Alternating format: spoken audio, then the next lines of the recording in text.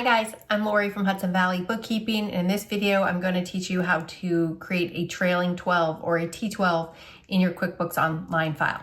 All right, let's get started. Okay guys, let's talk about a trailing 12 or a T12. In real estate, there are so many acronyms, so you'll often hear, I need a T12. That's really what we call a trailing 12. Why do you need that? In real estate, most management companies, if they're sending to the real estate investors, are always going to include a trailing 12.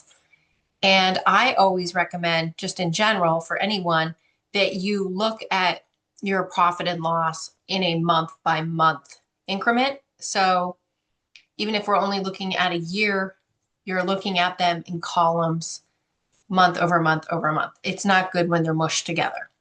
So let me give you an example. So it's October of 2025. So our T12 would be October of, we have not finished October. So our month end that could be reconciled, posted, and closed would be September of 25. Thus, our 12-month span would be October of 2024 through September of 2025.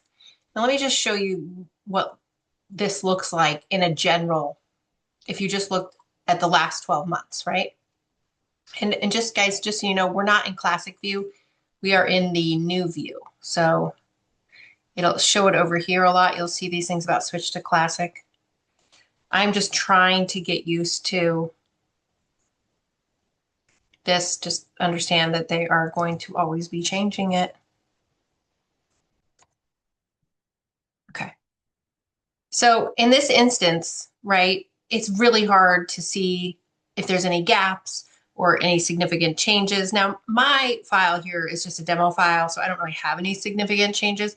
But if there were, you would not be able to spot them because it's all lumped in one bucket. So from here, in a normal profit and loss, and I'm going to show you two different ways to do it. So here we go. We could go up here to display, and it doesn't even show it. Even if you drop down, you can't see it. But if you type in month,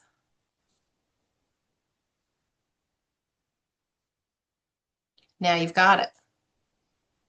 X that out. So again, 1, 2, 3, 4, 5, 6, 7, 8, 9, 10, 11, 12. Right? And this is how you want to view it. Now, when I am working with our clients, and let's say they're cash basis, or it doesn't even matter, even if they're billing inside of their QuickBooks, if we have empty spots, right? Like there's no rent for 2 or 3 months, that would be a really big flag for you as to what's going, like, why is that empty? So I would often email a client and say, hey, whatever. And they'll say, oh, right, forgot to tell you that person vacated. We don't have that tenant anymore. And that's when you would start to see empties, right? They would be open. Now, this file doesn't have all of the expenses posted, but what you're mostly looking for are any big ups and downs or something that seems completely out of kind of your normal everyday functioning. So again, here's the other way to do it. This is also dependent on which version. Now this one is Simple Start, but depending on everybody's QuickBooks, sometimes I don't see profit and loss by month as a optional one. I would actually put this as a star and throw it up at your top. So if you don't have that, do the thing what I just showed in the first way. We go to display and change it to display by month, even though you can't see it. So make sure you type it. But here's your other way you can do it. You're going to hit profit and loss by month.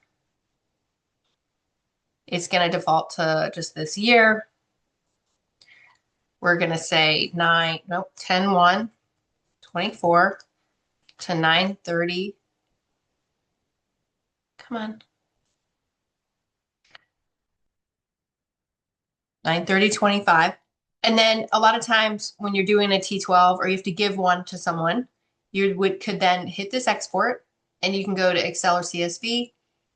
Now, again, this is a T12 video, but I want to emphasize one more time.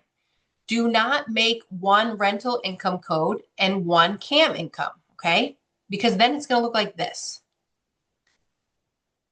All of you, not all of you, but most of you are always thinking about refinancing, cashing that property out, and buying another property. You are going to need a true rent roll.